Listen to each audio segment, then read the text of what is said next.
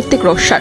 বর্তমানে 25 বছরের অভিনয় জীবনের উদযাপন করছেন তিনি। এবার ক্রিশ 4 এর মাধ্যমে পরিচালনায় হাতেখড়ি হতে চলেছে এই অভিনেতার। ছবিতে অভিনয়ের পাশাপাশি পরিচালনার গুরুদায়িত্ব সামলাবেন তিনি। এছাড়াও অভিনেতার হাতে রয়েছে এক গুচ্ছ ছবি।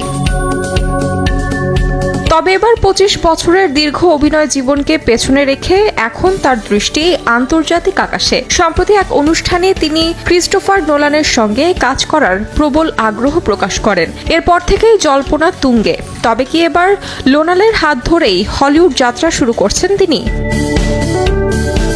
যুক্তরাষ্ট্রের আটলান্টায় আয়োজিত একটি সম্মেলনে ঋত্বিক রোশন বলেন, আমার প্রথম স্বপ্ন ছিল বাবা রাকেশ রোশনের সঙ্গে কাজ করা। কাহনা প্যার হ্যায় ছবিতে সেই স্বপ্ন পূরণ হয়েছিল।